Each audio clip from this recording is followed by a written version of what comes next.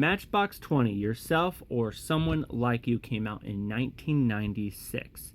The album my wife loves more than me, and honestly, I get it. So, my wife loves this album. Like, really loves it. Like, if Rob Thomas knocked on our door holding a burnt CD and a bottle of wine, I might have to move into the garage. But you know what? I support her because Yourself or Someone Like You is basically emotional therapy for anyone who wore oversized jeans in the late 90s and once cried over someone they only dated for about 3 weeks. Released in 1996, a much simpler time when frosted tips were considered high fashion and every band was legally required to sound a little like Pearl Jam. Matchbox 20 exploded onto the scene with this alt-rock soft boy anthem of an album. It's like emotional comfort food, except instead of macaroni and cheese, it's gravel-voiced ballads about push-pull relationships and late-night existential dread. The song Real World. This one opens the album with Rob Thomas wondering what it's like to be a superhero or run a gas station.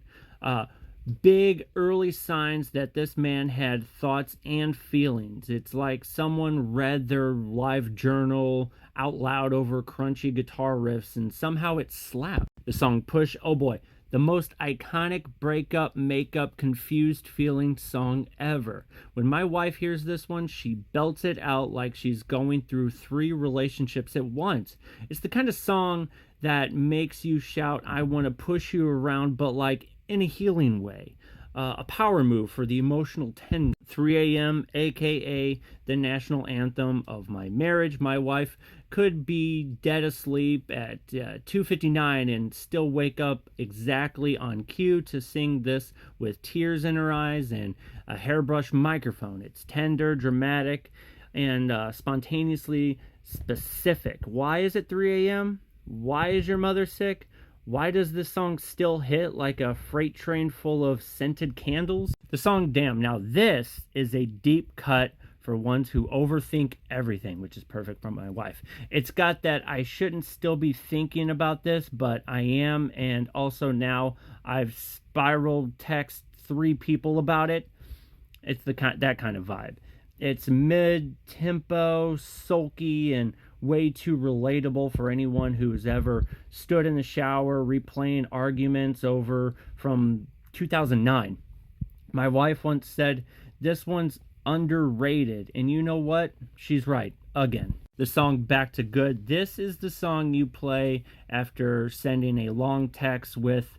but I really did love you. Smooth, sad, low-key groovy, the soundtrack for realizing you messed up and hoping your crush is still single after sophomore year. And then these tracks, Long Day, Girl Like That, Cody, deep cuts. These are deep, deep cuts that sound like they were written while staring out into a rainy diner window with lukewarm coffee and a broken heart.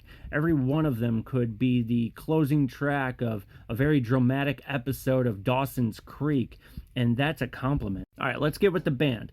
Let's not forget Rob Thomas may be the lead heartthrob sad song whisper, but the rest of the band, Matchbox 20, showed up with purpose. You got Kyle, Adam, Brian, and Paul were out here laying down clean guitar lines, tasteful bass grooves, and steady drums while Rob yelped his way into America's collective diary. The production is polished but angsty, like a guy who got dumped, shaved, and put on cologne after writing a 12-track album about it. Okay, here's my final thoughts, okay?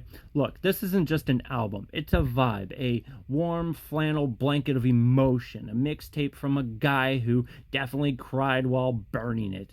And if loving this album is wrong, my wife doesn't want to be right. And I don't want to be single, okay? So here's to Yourself or Someone Like You, an album that makes my wife smile, sing, and dramatically lip sync while pointing at me like I'm the one who did something wrong, and honestly, it's perfect. And Rob Thomas, listen, if you're reading this, thanks for making my wife happy, but stay on your side of the porch, okay? Check this album out if you haven't. Let me know what you